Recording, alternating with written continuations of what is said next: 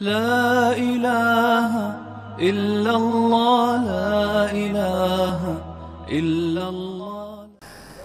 عید الاضحیٰ کے موقع پر اس سے پہلے ایسے بہت سے واقعات سننے کو ملتے ہیں کہ صاحب قربانی کا جانور چوری ہو گیا ہے، گم ہو گیا ہے، اور یہ بہت ہمارے ملک میں ایسے واقعات ہوتے رہتے ہیں۔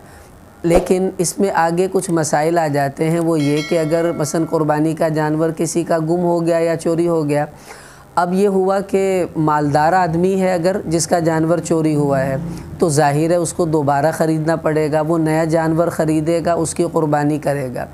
اب جو فقیر تھا اس کے پاس تو ایک ہی جانور تھا، وہ بھی چوری ہو گیا یا گم ہو گیا، تو اب چونکہ وہ صاحب نصاب نہیں رہا، اس لیے اب اس پر قربانی کرنا کوئی واجب نہیں ہے، بس وہی جانور اللہ کے حضور اس کا قبول ہو گیا۔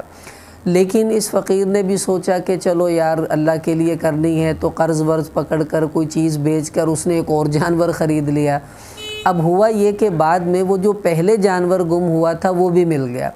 اب جو امیر آدمی تھا، مالدار آدمی تھا، اس کا یہ پہلا جانور بھی مل گیا اور اس نے نیا جانور بھی خریدا، دو جانور ہو گئے۔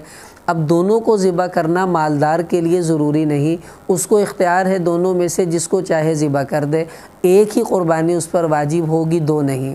لیکن یہ جو غریب آدمی تھا فقیر، اس نے اگر دوسرا جانور بھی خرید لیا اور پہلا بھی مل گیا، اب دونوں جانوروں کو ذبح کرنا اس پر واجب ہوگا۔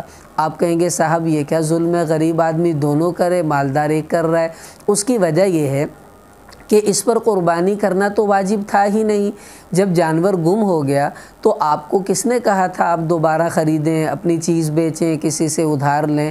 جب اپنے شوق سے دوبارہ خریدا تو وہ قربانی پہلے تو واجب نہیں تھی، خریدنے کی وجہ سے اب وہ اس آدمی پر واجب ہو چکی ہے، لہٰذا جو دوسرا خریدا ہے وہ بھی ذبح کرے گا، جو پہلا مل گیا ہے اس کو بھی ذبح کرے گا، تو اس کو دونوں ذبح کرنے پڑیں گے۔ اور مالدار جو ہے وہ ایک ذبح کرے گا، کیوں؟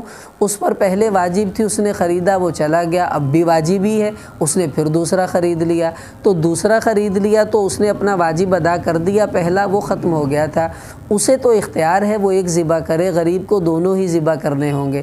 اس لیے خدا نخواستہ ایسا ہو بھی جائے تو کوئی بات نہیں، مالدار تو ظاہر ہے خریدے گا، غریب آدمی کو چاہیے کہ وہ صبر کر لے اور یہی امید رکھے کہ وہ جو گم ہو گیا وہ اللہ کے ہاں قبول ہو چکا ہے، بجائے اس کے کہ نیا جانور خرید کر اپنے اوپر بوجھ ڈالے۔ اس سے بہتر ہے وہ ان پیسوں سے کوئی اور ایسا کام کر لے جس سے اس کی کوئی دوسری ضرورت پوری ہو سکے۔